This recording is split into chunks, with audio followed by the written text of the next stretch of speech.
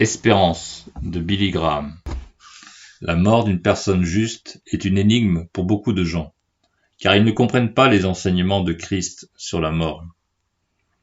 Ils sont devant un rébus qu'ils n'arrivent pas à résoudre. Certains d'entre vous ont été abasourdis par le décès d'une personne dévouée, d'un pasteur consacré ou d'une mère modèle. Vous vous êtes tenus devant la tombe ouverte, les larmes vous brûlant les joues, et vous avez demandé, dans votre désespoir, « Pourquoi, ô Dieu, pourquoi ?» Laissez-moi vous dire que la mort d'un chrétien n'est pas un hasard. Pensez-vous que Dieu, qui veille sur les moineaux et qui connaît le nombre des cheveux de votre tête, puisse se désintéresser d'un de ses enfants au moment du danger? Avec Dieu, et quand on lui appartient, il n'y a pas d'accident, de tragédie ou de catastrophe. L'apôtre Paul, qui a vécu la plus grande partie de sa vie à 2 doigts de la mort, a parlé avec une certitude triomphante de la vie qui suivrait le temps et l'espace. Son âme rude et disciplinée ne se laissait pas arrêter par les soucis, la persécution, l'injustice, la souffrance, les désillusions et les déceptions. Il ne s'est jamais réuni dans un cynisme incrédule pour demander « Pourquoi, Seigneur ?» Il savait, sans l'ombre d'un doute, que sa vie était en train de se façonner à l'image et à la ressemblance de son Rédempteur béni, et malgré les difficultés, il ne recula jamais dans sa marche. Lorsque les événements n'arrivaient pas comme il avait pensé, et que ceux qui l'entouraient commençaient à se plaindre et à poser des questions, il disait « Nous savons, du reste, que toute chose concourt au bien de ceux qui aiment Dieu, de ceux qui sont appelés selon son dessein. » Romains 8, 28.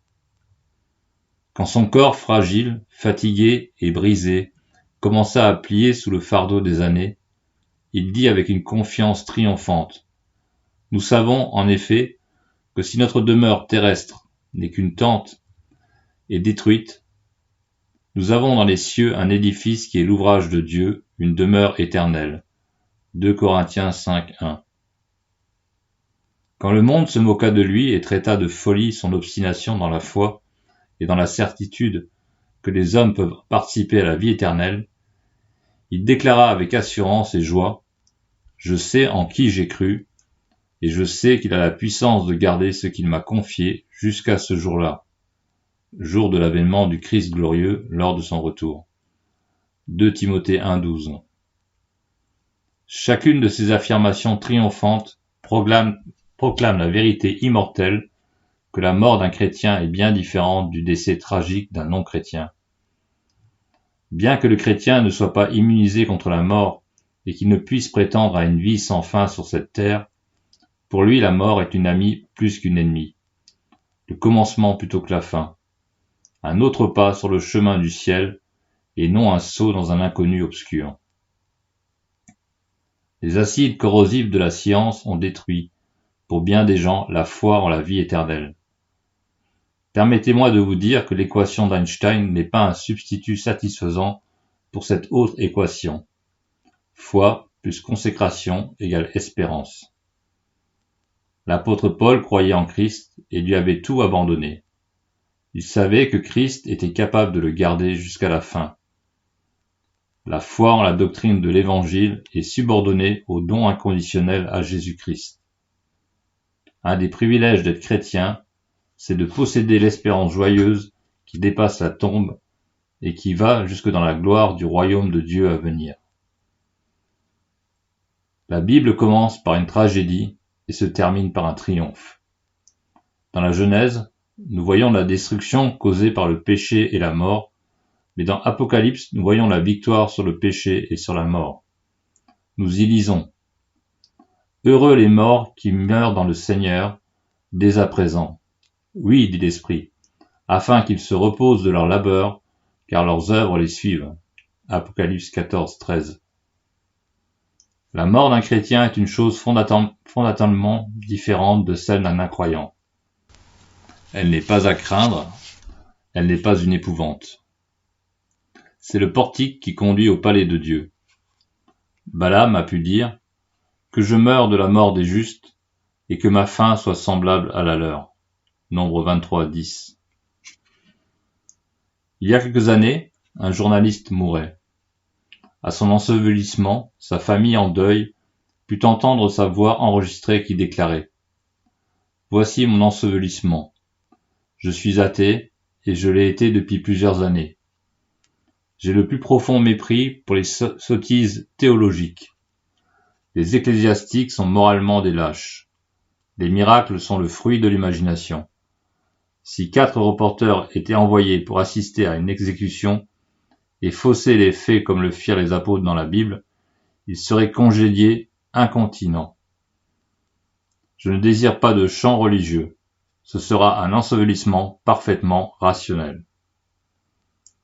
Chaque génération a connu des hommes qui, dans leur haine contre Dieu, ont essayé de ridiculiser et d'injurier l'Église, la Bible et Jésus-Christ.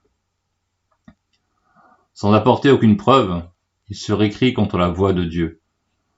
L'histoire nous montre un Voltaire, un Georges Bernard Shaw et beaucoup d'autres philosophes qui, par leurs arguments, s'efforcèrent de détruire la crainte de la mort. Écoutons les anthropologistes parler de la mort dans la jungle. Il n'y a pas de sottise théologique là-bas, puisqu'ils n'ont pas entendu parler de Jésus-Christ. Dans certaines tribus, les vieux sont emmenés dans la brousse afin que les bêtes sauvages puissent les attaquer et que les jeunes n'aient pas le spectacle de leur mort. Dans d'autres tribus, lorsqu'un homme va mourir, ses proches arrachent leurs vêtements et se peignent le corps en blanc. Heure après heure, les plaintes et les cris des femmes annoncent qu'une âme va quitter son corps. La mort, en dehors de l'influence chrétienne, est pleine d'horreur et de désespoir. Comparez cette mort à celle d'un chrétien. Christ a donné un sens nouveau à la mort. L'homme l'a toujours considéré comme un ennemi, mais Jésus affirme qu'il l'a vaincu et lui a enlevé son aiguillon. Quand il suppliait les hommes à se préparer à la mort inéluctable, Jésus-Christ savait ce qu'il faisait. Ne vous préoccupez pas, disait le Seigneur, de la mort du corps, mais plutôt de la mort de l'âme.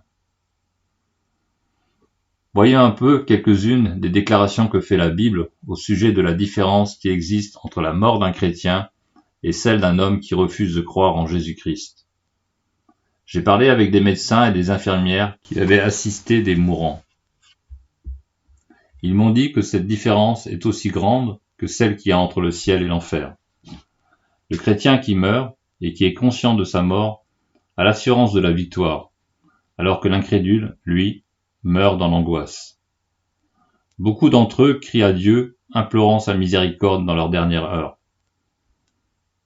La Bible dit tout d'abord que pour un chrétien, la mort est un couronnement.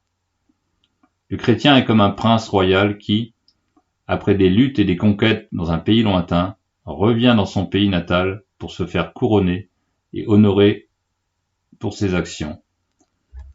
La Bible dit que nous sommes des pèlerins et des voyageurs dans un pays étranger.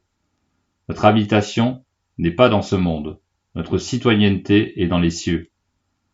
À celui qui est fidèle, Christ donne une couronne de vie. L'apôtre Paul a dit : « Désormais, la couronne de justice m'est réservée. Le Seigneur, le juste juge, me la donnera en ce jour-là, et non seulement à moi, mais à tous ceux qui auront aimé son apparition. » 2 Timothée 4, 8. Au moment de mourir, Moody, évangéliste célèbre en Amérique, a élevé ses regards et a dit : « La terre s'éloigne, le ciel s'ouvre, c'est le jour de mon couronnement. » En effet, la mort est le couronnement du chrétien, la fin du conflit et le commencement de la gloire au ciel et dans le triomphe. La Bible dit aussi que la mort est la cessation du labeur. Heureux les morts qui meurent dans le Seigneur. Ils se reposent de leur labeur. Apocalypse 14, 13. C'est comme si le Seigneur disait à son serviteur fatigué : « Tu as été fidèle dans ta tâche, viens te reposer de ton travail. Dans mon palais, entre maintenant dans la joie de ton maître. » Il y a quelques années, Effie Jane Wheeler enseignait l'anglais et la littérature à l'université que je fréquentais. Elle était connue tant pour sa piété que pour sa connaissance des branches qu'elle enseignait. En mai 1949, elle écrivit la lettre suivante au Dr Edman, président de l'université, à ses collègues et aux anciens étudiants. Je serais très heureuse si l'on voulait bien lire ce qui suit pendant le culte. Car avant que vous quittiez l'université pour les vacances d'été, j'aimerais que vous sachiez la vérité à mon sujet, comme je l'ai apprise moi-même vendredi dernier. Mon médecin m'a enfin fait connaître son diagnostic de la maladie dont je souffre depuis des semaines. Un cancer inopérable. S'il était chrétien, il n'aurait pas eu tant de peine à parler, car il aurait su, comme vous et moi, que la vie et la mort sont également bienvenues quand on vit selon la volonté et dans la présence du Seigneur. Si le Seigneur veut que j'aille bientôt à lui, j'y vais avec joie. Je vous demande de ne pas vous affliger un instant à mon sujet. Je ne vous dis pas un simple adieu, mais plutôt un chaleureux au revoir, jusqu'à ce que je vous retrouve dans le pays béni, dont il me sera peut-être permis d'écarter un rideau lorsque vous entrerez. Avec un cœur plein d'affection pour chacun de vous en particulier. Effie Jane Wheeler. 2 semaines après avoir écrit cette lettre, Jane Wheeler entrait dans la présence de son Seigneur, qui avait tenu sa promesse d'enlever l'aiguillon de la mort. L'apôtre Paul dit « Nous sommes pleins de courage et nous aimons mieux quitter ce corps et demeurer auprès du Seigneur. » 2 Corinthiens 5:8. La Bible dit encore que la mort est un départ. Quand l'apôtre Paul s'est approché de la vallée de l'ombre de la mort, il n'a point été pris de peur, mais il a déclaré avec joie « Le moment de mon départ approche. J'ai combattu le bon combat, j'ai achevé la course, j'ai gardé la foi. » 2 Timothée 4, 6, 7. Le mot partir veut dire lever l'ancre et hisser les voiles. Tout ce qui arrive avant la mort est une préparation pour ce voyage. La mort est un commencement et non une fin. Elle est un pas solennel dans notre marche vers Dieu. Bien souvent, je dois dire au revoir à ma femme avant d'entreprendre un voyage. La séparation amène toujours de la tristesse, mais il y a l'espérance que nous nous retrouverons, et nous savons que pendant ce temps, notre amour demeurera dans nos cœurs. Telle est l'espérance d'un croyant devant la tombe de quelqu'un qu'il aime et qui est maintenant auprès du Seigneur. Il sait, comme le dit l'apôtre Paul, qu'il a la puissance de garder ce qu'il m'a confié jusqu'à ce jour-là. 2 Timothée 1,12. Il dit au revoir jusqu'au jour où la lumière éclatera et les ténèbres s'en iront. La Bible nous parle aussi de la mort du chrétien comme d'une transition. Nous savons en effet que si notre demeure terrestre, qui n'est qu'une tente, est détruite, nous avons dans les cieux un édifice qui est l'ouvrage de Dieu, une demeure éternelle qui n'a pas été faite par la main des hommes. 2 Corinthiens 5, 1. La mort, pour le chrétien, c'est l'échange d'une tente contre un édifice. Ici, nous sommes semblables à des pèlerins ou à des vagabonds, vivant dans une demeure fragile et légère, en proie à la maladie, à la douleur et exposés au danger. Mais, à la mort, nous échangerons cette tente fragile pour une maison éternelle qui n'a pas été faite par la main des hommes et qui est dans les cieux. À notre mort, nous recevrons une demeure indestructible. La mort, dit enfin la Bible, est un exode pour le croyant. Nous parlons de décès comme si ce mot exprimait la fin de toute chose, mais il veut dire exode ou sortie. Le mot exode est employé pour décrire le départ des enfants d'Israël hors de l'Égypte, de sa servitude et de son oppression.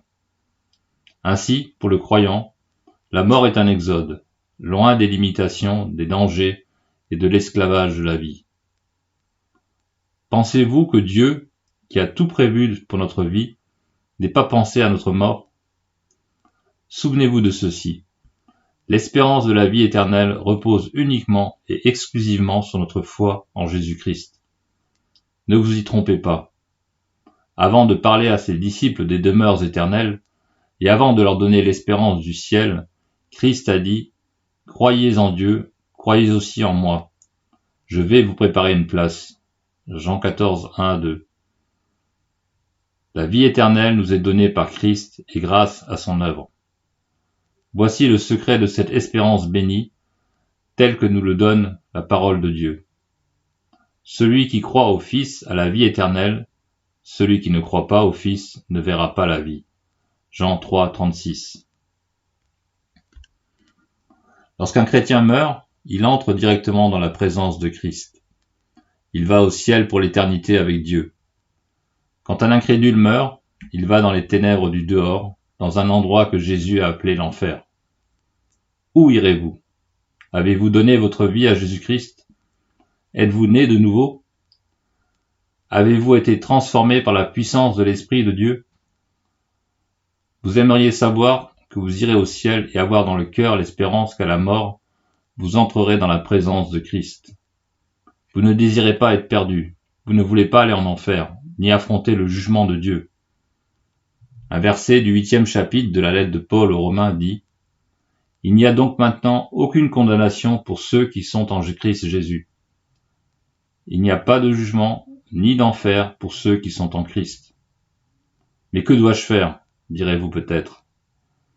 Vous pouvez abandonner vos péchés, les confesser à Dieu, vous en détourner et recevoir Jésus-Christ comme votre Sauveur. Que me faut-il encore ? En cet instant même, vous pouvez incliner la tête et dire « Dieu, aie pitié de moi qui suis un pécheur. » Il entendra cette simple prière. L'Esprit de Dieu descendra sur vous et vous aurez part à la vie éternelle. Vous pouvez avoir l'espérance du ciel aujourd'hui, de telle sorte que si vous deviez mourir ce soir, vous seriez prêt à rencontrer Dieu. Vous iriez directement en sa présence.